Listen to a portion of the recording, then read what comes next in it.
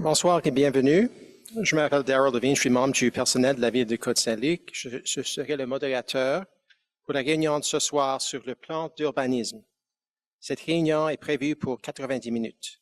This information session on the master plan and zoning bylaw amendments is taking place on February 3, 2025 using the Zoom video conference platform and in person at City Hall, 5801 Cavendish Boulevard. On stage today are the Mayor of Côte Saint-Luc, Mitchell Brownstein, the Associate City Manager responsible for urban strategy, Tanya Abramovich, the Director of Urban Development, Charles Senecal, which includes engineering and urban planning. Those who wish to ask a question may do so in person following the brief presentation. For those on Zoom, we will be monitoring the Q&A button in Zoom, and you can type in your questions that way. La Ville de Côte Saint-Luc prendra note de tous les commentaires, réactions de ce soir, mais si vous avez des commentaires supplémentaires, vous pouvez les partager par courriel à consultation@cotesaintluc.org, consultation@cotesaintluc.org. I'd like to hand over the floor to the Mayor of the City of Côte Saint-Luc, Mitchell Brownstein. Thank you. Whoa, that's loud. Whew.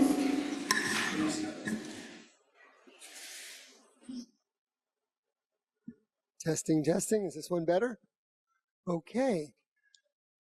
Thank you, Darryl. So for those, I'm sure you all know me. I'm Mitchell Brownstein, the Mayor of Côte Saint-Luc. I have with me today our Director of Urban Planning, Charles Senecal, and Tanya Abramovich, our Associate City Manager responsible for urban planning. So why we're here tonight is a consultation on the Cavendish Mall development, and it's all for you, the residents of Côte Saint-Luc, in order to get your input on what you feel the vision of the City of Côte Saint-Luc so far looks like to you and where you would like to see modifications or changes. We've had many consultations, and we've gone through many different sites, whether it's Westminster and the mall and the strip malls, or the Carey Square, or the Côte Saint-Luc Shopping Center, and today it's the Cavendish Mall site. And at various places, we have residents that wanted us to look into other things, such as in Carey Square, there was concern about traffic, and we're doing additional traffic studies. That's just one example of the input that we receive through these consultations and from people voicing their opinions, and that's what we want to hear from you tonight. We want to make it very clear that this is not an endorsed vision by the developers of the Cavendish Mall. They have clearly informed us that they want to present a brief to the City of Côte Saint-Luc in front of council and staff with their concerns and their ideas in areas of which they agree with the vision or which they would like to see it modified. So today it's really about you. We're going to present what we think would be best, or what staff and council so far thinks is best for this site, but it can change. As I've said at other meetings, and I'll say it again, it's been 20 years since the last master plan, and we're not on any specific timeline. People ask questions, when is it going to pass? When is it the next step? We really don't know the end, because we need to take the time that it takes to hear from the residents and the developers. So in this particular case, the developers have made it very clear that they want to present their opinions, their concerns to the city before we move forward, and we will respect that, and we will meet with them. Our council and our staff will meet with them, and we will take the time to listen to their concerns and ideas. So all that being said, I am going to turn this over to staff. I have another engagement tonight, so I won't be able to stay here for the whole meeting, but I did see the presentation this morning. It's very good, very interesting, and it tells you a lot about how we feel the City of Côte Saint-Luc could improve based on having increased commerce, increased residential opportunities, housing for people of all economic means. Et je pense que c'est une bonne vision de la ville de Côte Saint-Luc, mais ce n'est pas parfait certainement, et c'est à vous, les résidents de la ville de Côte Saint-Luc, de donner vos idées et d'écouter les développeurs pour savoir ce qu'ils pensent était bon et ce qu'ils pensent peut être changé dans l'avenir pour avoir une vision pour toute la ville, pas seulement le Mail Cavendish, mais toute la ville. So we're working on a master plan that's for the entire city of Côte Saint-Luc. It's not just about what you're going to hear about today. And we have to make sure that it's right and we will take the necessary time to make sure that it's an excellent plan that will come to fruition, because you have to know that we could rezone things. We could rezone this, and that, but we can't build anything. Just because we rezone it doesn't mean it's going to happen. It has to be exciting and good and interesting to developers. And because we rezone one building 20 stories, another one 8, and another one low-cost housing, and another one religious use, doesn't mean that any of it's going to get built. It just means that the developer can decide, I'm going to build a 20-story one, and that's it. We don't control that. We only have to make the zoning really exciting so the whole thing gets built. And that's what we're trying to do. So all that being said, I'll leave it to staff, and thank you all for being here.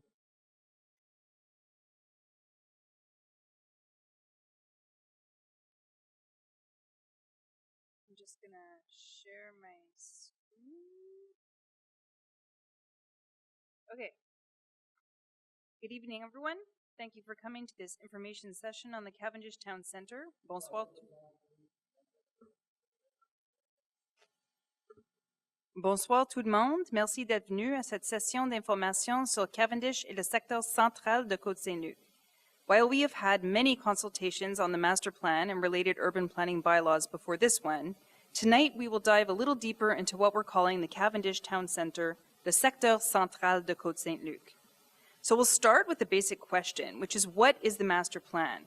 So the master plan, which is officially called the planning program, is a long-term big picture document that provides a vision for where we're going. It's a tool, but it's not a bylaw.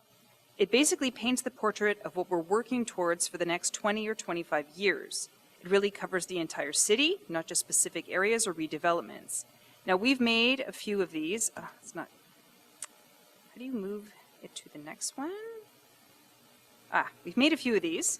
1964, 1990, 2000, 2004, that's the current one. And so clearly it's time for another one, 2024.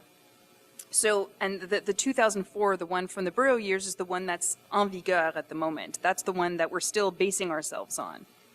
So in the annex of our master plan, so this is the master plan, in the annex of it, you will find this document, which is the PPU, the Plan Particulier, or in English it's the SPP, the Specialized Planning Program.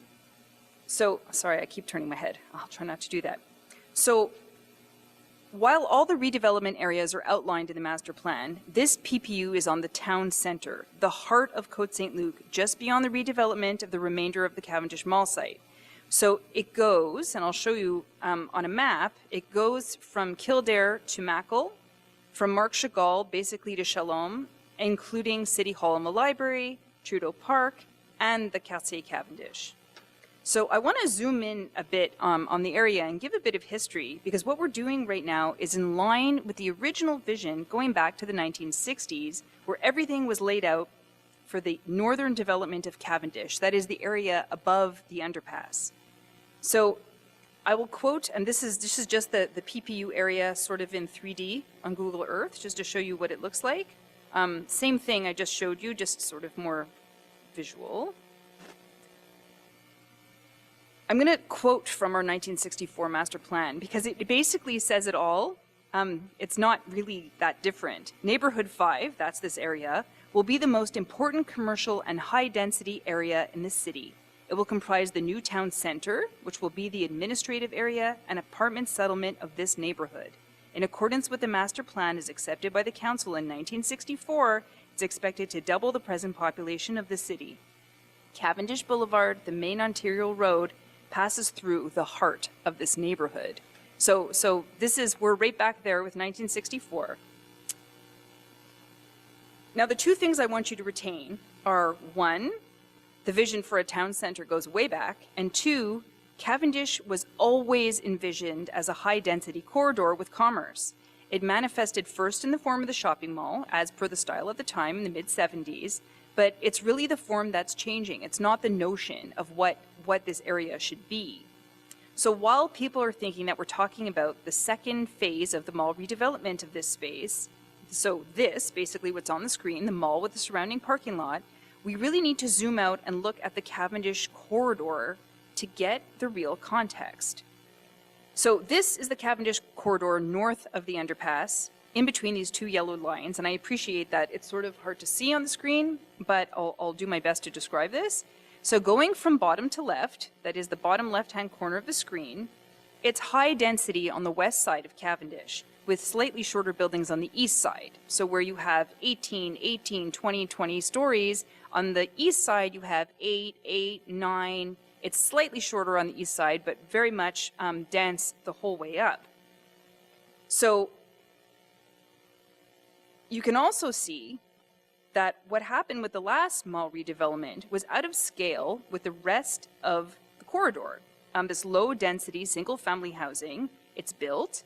We didn't rezone it in the new zoning bylaw revision, but the entire area that's presently low density, so this part kind of in the middle, in proper urban design should have been higher and more in line with the rest.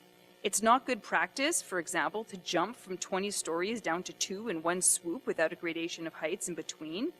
So with the new redevelopment, we brought it more in line with what makes sense for the corridor. And we'll get to that later, but first I want to talk a little bit about town center and the whole concept of a town center. So what is it? What does this mean? Is it a downtown? No, emphatic no. It means that there's a concentration of points of interest in a relatively small geographic area. So as you can see, this is a map that the CMM, the Communauté Métropolitaine de Montréal, made that shows the concentration of destinations in a city. So this is ours, and I've superimposed over that various points in the city of Côte Saint-Luc so you can see what's going on. And you can see this big orange blob in the middle. This area is already the draw. It is already the most driven to place in Côte Saint-Luc. So this is as it is now, actually what it was in 2018. So in a PPU area, what makes the town center a town center? So first, it's a civic pole. We have the City Hall, library, Trudeau Park, a future public safety station somewhere. We have commercial elements. Basically what will be the Quartier Cavendish redevelopment at some point. Proximity services, we want to keep these, the IGA, the pharmacy, the CLSC, dry cleaners. The goal of the city is not to eliminate that. In fact, by adding residential, we want to support it even more. That's the third element.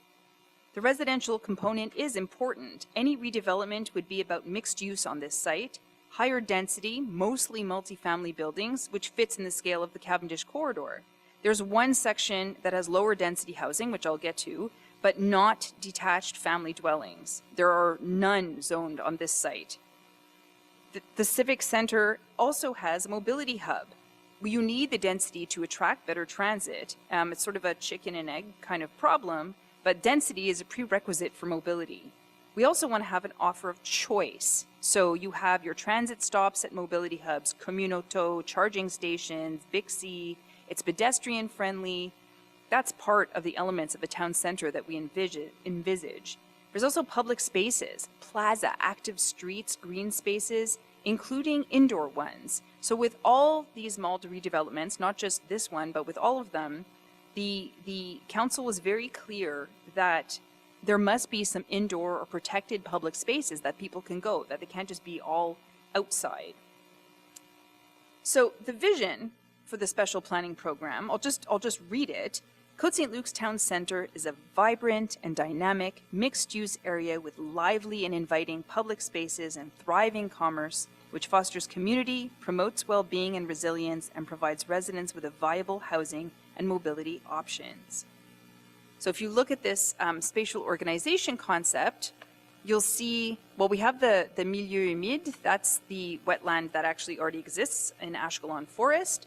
Active mobility corridors, we have a lot of green space in this part of town and they're not connected. So we want to connect them all up. We want you to be able to take your bike and get to all these places. We want you to have a pleasant walking atmosphere. We want to have an internal pedestrian area, which is surrounded by commerce. We want to have vibrant streets, public plaza, and safer crossings. So I'll get into the guiding principles, les orientations. So the first one is to create an inviting town center with a mix of uses, diversified commerce, and flexible public spaces for all. So what is this mixed use that I'm talking about? What's the point of it? Le développement à usage mixte a plusieurs éléments et c'est comme, disons, un gâteau, I'll say. You have the parking in the basement, underground parking. There's commerce on the ground floor. You could have a sort of buffer between that and the residential with offices, and there's residential on top. Now, mixed-use development has many things going for it. First of all, it's an efficient use of space. It's one pipe to the whole building, which has these multiple uses. It's easy to service. Il y a l'amélioration de l'accès à pied et par vélo. It reduces traffic congestion. People don't need to take their car downstairs. It increases social interaction. The more people cross paths. Il y a une plus grande vitalité économique, and it improves safety and security. There's many more eyes on the street for mixed use. Guiding principle 2, orientation 2, créer un pôle de mobilité offrant une gamme d'options de transport actif et collectif, augmentant la connectivité au sein de Côte Saint-Luc et vers d'autres destinations de l'île de Montréal. So part of the vision for mobility is to connect Côte Saint-Luc neighborhoods. This is not just with this site, but throughout Côte Saint-Luc. And also to connect us with the networks of other options on the rest of the island. So this is part of it. I already explained mobility hubs briefly. You know, it has all sorts of different possibilities for people to take, so they don't always have to take auto solo. Guiding principle 3, create a diverse, interesting, and visually appealing built and living environment with high quality design. We have a lot of boxes in Côte Saint-Luc, but you have to see buildings as the walls of outdoor space. And so the city's vision involves what's called human scale design, so that when you're a person on the street and you're just walking, you feel comfortable, you feel good. There are certain ratios, and architecture can actually do this. And we outline how in the PIIA bylaw, but I'll sort of describe one of the things. So basically, it's one technique that you achieve this is through podiums. Now, podiums are what amounts to, if you think of a sort of trophy, you have the base, and then you have the tall part above it. So if you look, this is from the tall building guidelines for the city of Toronto, but this perfectly diagrams what I'm talking about. You have buildings, and the bottom part, no more than 5 stories. If it's higher than that, then or higher than 8 actually, then it has to go in. So if you look at the picture in the background, you'll see when you're on the street, you really only see the bottom one, and the tall building behind it sort of blends in the background. So that's one way you make comfort. The other way is through a gradation of heights, which we'll get to after. Principle 4, l'orientation 4, développer un environnement qui favorise le bien-être des personnes et de l'environnement et qui encourage leur épanouissement. This has to do with green, public spaces, green spaces, street trees, you know, green roofs. We really want the environment to be livable and also have clean air. Right now, the malls are the worst, apart from CP Yards, heat islands in all of Côte Saint-Luc. This is a high vulnerable area. So we've talked about the PPU, which is annexed to the master plan, but there are 2 bylaws that specifically deal with this area: zoning, and that is what we're going to be talking about next. The second one is the PIIA bylaw, which we'll get to. So zoning is the bylaw that tells you what can be built, where, and for what use. There's the zoning map. So this is the new zoning map. The Quartier Cavendish is in zone 714, and there are tables of uses and norms that go with it. Very interesting words. I'll just show you what it looks like. This is what a table of uses and norms look like. So for every one of these zones, 731, 711, we have a sheet, a table, which tells you what you can do on it. So because there's no lots, like if you look at the rest of these zones, you can see, okay, this is related to a lot. Not every zone has one lot. Some of them have multiple, but they're already carved out. Because this is one big lot, there's nothing carved out. So in our descriptions, we have to sort of they're more, I'll call them confusing, I guess, because we have to sort of tell you how to have the zoning that we discussed, but without having a lot to point to. So I'll explain this. It's all fuzzy-wuzzy at the moment, but I'll show you in a diagram and you'll see. So use-wise, authorized uses include residential, as discussed, proximity commerce, personal and professional services, business and financial services, meal services, tourist accommodation establishment. There is, in fact, the possibility that a hotel could be built on this site, educational and community establishment, public institutions and administration, daycare service and preschool, and religious institutional. So height-wise, I'm going to show you this slide and try my best to explain it. So I'll orient you first. So you can see Cavendish over here, there's Mackle to the north, and then the avenue. So if we start from, there's a gradation of height. So if you start from the left side, you'll see that this is Kellert, right? We have Trudeau Park over here. The entire area on the western side of the site is zone 3 to 4 stories. And this, it's not just the left side, it also extends everything facing this zone over here. So there's no big building in front of these homes. It can only go up to 3 or 4 stories. And it can only be, it's residential, but it can also be, it has to be attached. Like it can't be a single family dwelling. It has to be stacked townhouses or a 3-story townhouse, but it can't be taller than that. So then if you go, for example, this building on the north side of Mackle is 8 stories. So in our table of uses and norms, the area across from that can also only be 8 stories. And then you have, I'll skip to the avenue, so I'll explain Cavendish for a second. So along the avenue, it's 6 to 8 stories. You have buildings that fit perfectly in this on the avenue already.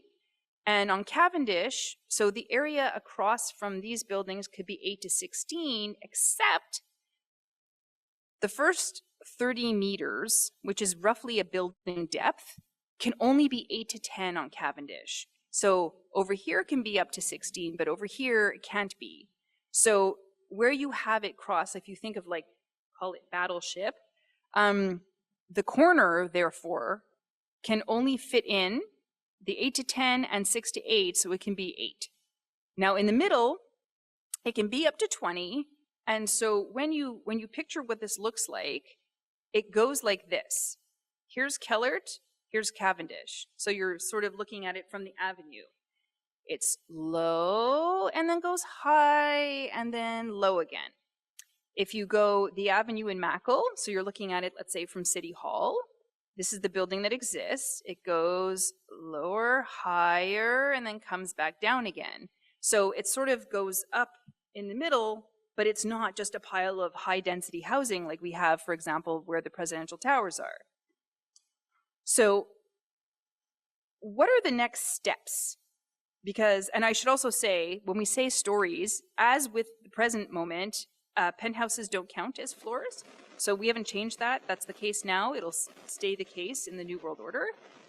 So basically, what's next in terms of the master plan process? You can follow, first of all, cotesaintluc.org/engage, cotesaintluc.org/contribuer. This is the last event of the public consultation period. So following this, a report will be produced related to all the feedback we've received since the plan and the bylaws were made public and adopted. That report will, of course, be made public, as were our pre-consultation reports on the website I just told you about. And then Council has a deliberation period where they take this feedback, plus the results of things like studies and traffic studies and things like that, and decide if they want to modify anything in the plan or in the zoning bylaw. Now, once they make their decisions, there's a final adoption of the master plan and zoning bylaw and all the other bylaws. And there's automatically a 4-day registration period where people can come to City Hall and register their opposition. This could trigger a citywide referendum, but if it doesn't, then everything passes and the lot go to the agglomeration of Montreal for what's called concordance. Now, in terms of development, after everything is finalized, a developer could start the process rolling for redevelopment. There is no project on the table right now, at the Quartier Cavendish, And frankly, the owners are not on the same page as the city for many aspects of what I've presented to you. So for the public, there is nothing imminent and the mall will just go on as it has been. Now, I still want to describe the redevelopment process so you know there is one, and it applies to any project at any site, not just this one.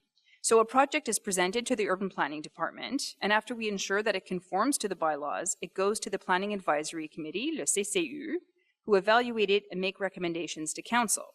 Very often the project comes back to PAC a few times, but to keep it simple, it goes to council, sign goes up on the site, and council votes for the project in public. I don't know why it keeps doing that.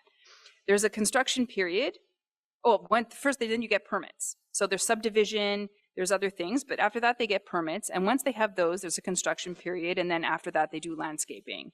And very often for bigger projects, the bigger project will get approved, but every building has to go through this process too. And then the site gets done in increments. So all this to say, development is not imminent at this particular site at all. So I'm going to end it there. I could talk about so many other things, but I'm leaving it there so we can have questions. But do check our website, this website, for all updates of everything and to watch all past videos and read all past documents. And that is all. Thank you.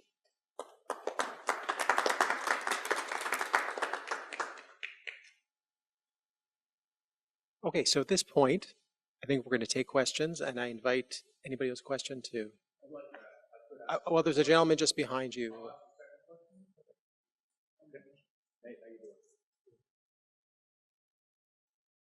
This is very exciting, and I wish I would be around to see it happen, because at my age, I'll probably be pushing up daisies. But I just have a couple of questions.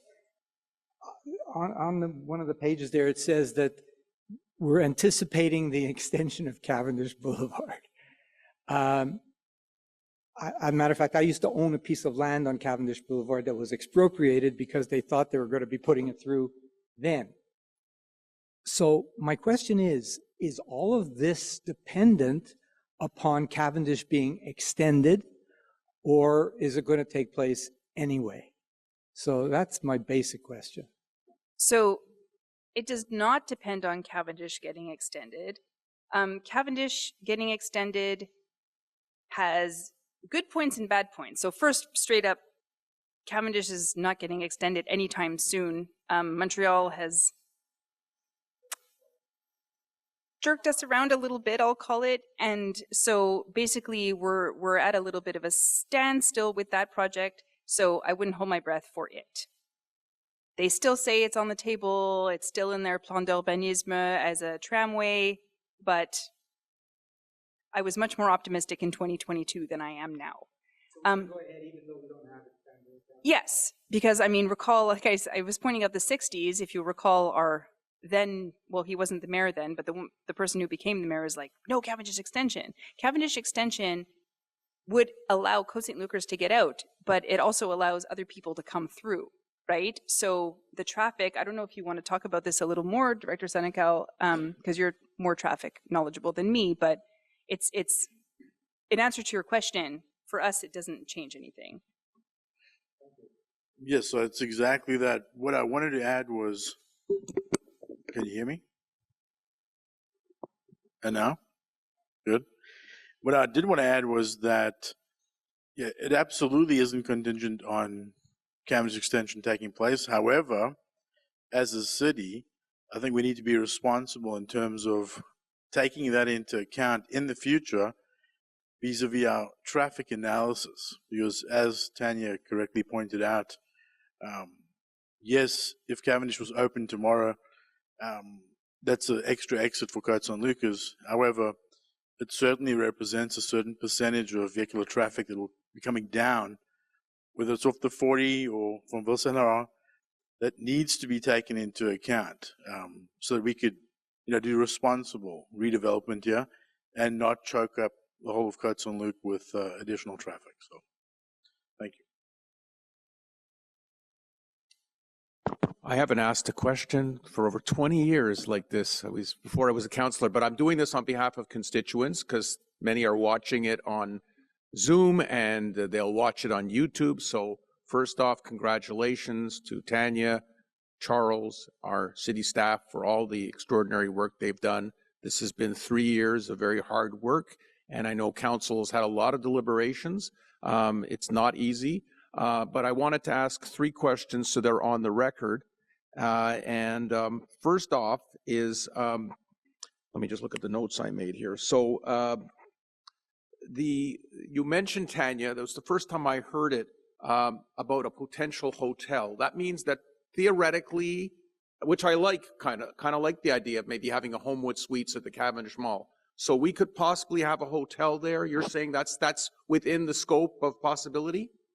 My first question. There was definitely hot discussion at the council level about this at the time, and it was concluded that it would be an acceptable use for the site. There's a lot of people who have out-of-town guests who come in, particularly during the holidays, and there's nowhere for them to stay.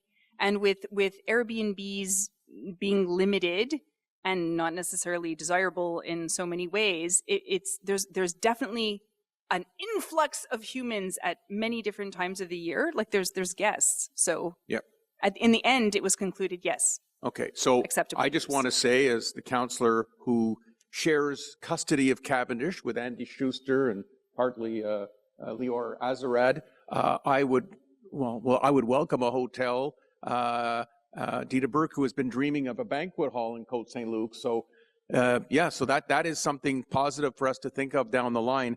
Now, the second thing I'd like for you to clarify for people watching this online is that what you just mentioned in terms of potentially 6 to 8 stories, 20 stories, can you just explain so they understand that that's basically just a vision, that it's something that I presume we're going to be discussing with the people from Cartier Cavendish? Just explain what that means. So certainly that is the city vision. Yeah. The developer vision has much higher numbers than that. But when you look at the corridor, because it's lower on Cavendish, it was felt like, 20 stories on Cavendish would be too much for the strip, right? So basically, every project has to come to council and go through that whole process through PAC anyway. So if a building doesn't fit, or it's out of scale, or it doesn't fit in with what's near it, it won't be accepted even at the planning advisory committee level, let alone council. Council ultimately decides, but it would be recommended against it that maybe they should take some stories down. I mean, council themselves will have the debate after all of these consultations are put together to see if they want to even keep it the height that they've already discussed, that I presented. Okay. And my last comment would be, I think as a council, obviously the Cartier Cavendish is not here. They're not quite ready yet. We haven't, as a council, met with them for several years. We did do the tour, even during pandemic times. I know we had a lot of meetings online with the different centers. So I do believe that at the appropriate time, that a council, as already stated by the mayor, needs to meet with staff in a large group with the Cartier Cavendish people to hear from them. And I think also, before we adopt any master plan, I can't speak for Côte Saint-Luc Shopping Center or DeCarry Square, but I think there needs to be a meeting with the owners of Cartier Cavendish, like we did many years ago in this very room when the owners of Cartier Cavendish came here, and we had a big public meeting when they talked about demolishing half the mall, which they ended up doing, and that's where we got Park Place, Jubilee, and the Avenue. So I believe that's going to be a necessary activity for us in terms of the residents to come and hear from the owners of the mall, which we still call the mall themselves. I did have one more, that was just a statement, one more question for Mr. Senecal. Can I respond? Yeah, sure, go ahead. Before you ask your Go next ahead, question? So a few points. First of all, everything we have, the zoning, the master plan, this is all the city's vision, right? What the city thinks is best for the entire city at large. Mall developers are for-profit businesses that I'm sure they want to have developments they could be proud of, but their priority is not the same as the city's priority, right? So that's the first thing. The second thing is that we've certainly met with the mall. They presented us a vision, which we took greatly into account. If you look at the vision that they had, it is not so far off from the one in the zoning that I've just presented. It's not the same because we had a whole series of public consultations, and the public, I mean, we serve the public. That is who we serve here. So it is what we think as the city is best for the city. The developers, we've met with them numerous times over the years. We always want to make sure, and all this process, and I want to assure the public that this entire process, we have been, I'll call it kosher as kosher can be when it comes to developers and meeting with developers, and we will continue it that way. Okay, fine. My last question is for Mr. Senecal. Charles, can you just share again, this is for the public. I know that I've gotten a lot of calls over the last number of years about traffic studies, and just to share what our plan is over the next few months in terms of traffic studies and how that will help, A, the synchronization of the lights, but B, give us kind of a clue as we go ahead and talk about development for the mall and what we can accommodate. Obviously, for instance, if we have a hotel there, you know, it would change as opposed to a permanent residence. So just your thoughts on that, please. Yeah, so my thoughts on that are as follows. This year, Mike, we've already planned to work with a consultant. The city's going to hire its own professional that sort of specializes in traffic engineering, and sort of take a look at some projections in terms of what this redevelopment could or could not produce in terms of future traffic. That's certainly one thing we'll take a look at this year. We're definitely going to look at the traffic on Cavendish Boulevard and Fleet and take a fresh look at whether or not technology has changed and we could improve, for example, vehicle detection to get people in and out of Côte Saint-Luc a little faster if possible. So create a more efficient traffic flow on Cavendish. But as you correctly pointed out, Mike, the reality is this is sort of phase one in terms of the traffic analysis. It could be a hotel there. We don't know exactly what type of commerce will be in the future redev. We don't know for sure how many new residential units will be on that particular site. So I certainly think this is a start in terms of the traffic analysis, but my opinion, there has to be further traffic studies once we get closer to what you were describing, which is sort of a partnership, if you like, with the owners, and we have a better idea of what eventually will be constructed there. And just to add that this is a 10 to 15 year redevelopment, so it's not as if all the buildings will go up within a couple of years and the traffic will change immediately. So it's something that will come on board slowly. Hi, my name is Anat Marciano, and I'm a Côte Saint-Luc resident. So first of all, I wanted to thank you for the hard work that you're putting in, and also thank you for inviting us to give you the feedback on how we envision this. So I've been living in Côte Saint-Luc for over 40 years, and it is basically my home and my baby. And I've been hearing about the Cavendish extension for all of my life, and in this meeting, and as well as all the other meetings where I've been very active, we hear a lot about traffic in Côte Saint-Luc, and it is a priority, and a lot of the urban planning is surrounding the subject of traffic. And as long as the project of extension of Cavendish, it doesn't go through, traffic will still be a very big issue for us. I just wanted to go back to the comment that you made before, that you are pushing through for this project to go through, which is a Cavendish extension, and is no longer in the hands of Côte Saint-Luc. It's now in the hands of City of Montreal. Am I understanding correctly? It's never been in the hands of Côte Saint-Luc. So it's in the hands of? So I'll try to make it as short as possible. Basically, Hippodrome land is sold to the City of Montreal on condition that they do the Cavendish extension. So the onus is on the City of Montreal to do it. Montreal has reprioritized. They're like, oh no, Jean Talon, it's all about Jean Talon, gonna fix the world.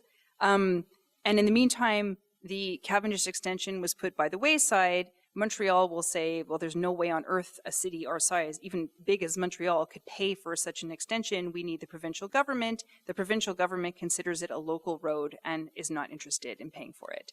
So yes, it's the city of Montreal, in essence, who are blocking it. And the payment of this extension would go through the account of Côte Saint-Luc or Montreal?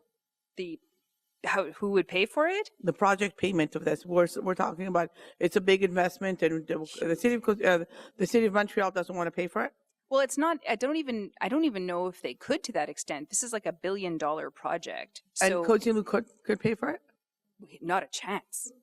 Not a chance. So what are we No. discussing? If Côte Saint-Luc can't pay for it and Montreal can't pay for it, what's the discussion about? Well, the discussion is more, so first of all, it's enticing higher levels of government to pay for it because it's necessary for the region. It's not just about Côte Saint-Luc, it's about a whole north-south axis for the island of Montreal. Most large infrastructure projects to that degree are usually funded by the province. It's not usually a municipality, even a big one, to pay for that level of extension with all these, it's not just Côte Saint-Luc either. It's the borough of Saint Laurent, Côte-des-Neiges, there's TMR. Absolutely. So it's a funding project. It's a funding issue then.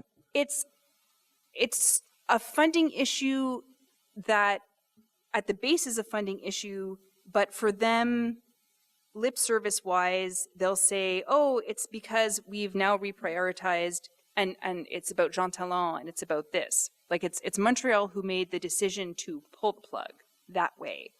But if it's a funding issue, then we can say it's not Jean Talon and it's not reprioritings. It's basically Côte Saint-Luc doesn't have the funding for it and Montreal doesn't have the funding for it. Am I understanding correctly?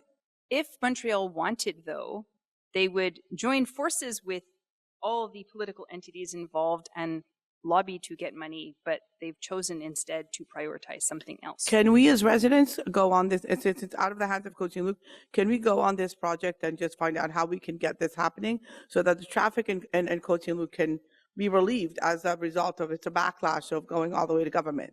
So I will Dita, would you like to answer this question? Sure, thank you. So people can hear. Okay, so Madame Marciano, thank you very much for your question. This is an agglomeration responsibility. Agglomeration of Montreal, or the city of Montreal, and all the 15 demerged cities are the agglomeration of Montreal. And it is agglomeration responsibility to build Cavendish. And they've had that responsibility since 2017. Okay, so 2017, 18, 19, 20, all the way to 23, money was put in the budget. Close to $100 million was put aside. And then in 2024 budget, they decided, you know what? We're now going to prioritize Jean Talon. So the money that was put aside in the Capital Works budget for Cavendish is now put in a new budget called Namur Hippodrome Cavendish, and the priority has become Jean Talon. But it's very political, and I am still very hopeful because it is in the master plan. I don't know whether the camera is pointing this way, that way. I should probably look this way. I am very hopeful because it is in the grand master plan of the island of Montreal, in the PUM 2050, that the Cavendish extension be developed for now what they say is a tramway, bike path, an active public transit corridor. But ultimately, I mean, if you have public transit, be it a tramway, and if you have active transit, be it for cyclists, you ultimately need a road. I mean, you need a roadbed. So definitely this project is not dead. I do believe it's still in the plan for the city of Montreal. But right now, the focus of this municipal administration is to service the Namur Hippodrome project through Jean Talon, which I don't think is going to be sufficient for the Namur Hippodrome. So they're going to need other roads, and definitely Cavendish is going to be back on the table, but it's political, and we'll have to wait and see what the next political administration brings in. So we're not losing hope. We're not losing faith. We're just keep on going, because ultimately there's no question that there will be a connection. Is it going to be 1 lane, 2 lanes? Is it going to be a tramway? Is it going to be just bicycle paths? But that north-south connection between Saint-Laurent and Lachine-LaSalle, I mean, that's inevitable. That's going to happen. There's no question. So if you want to read further, on the CôteSaintLuc.org/engage website, if you click on the Transit First one, you will see all the briefs we've written about Namur Hippodrome, about north-south axis, like everything we've written to push this forward and argue our points is all there for fun and reading. Tanya, we have a question on Zoom Sure. related to the redevelopment, possible redevelopment of the Cavendish Mall project. We heard that there's perhaps updates that the developers would prefer to see, but assuming that everything were to go well and things were to progress in the regular ways that these things progress, a project of this size, when would the shovel be in the ground as an estimate?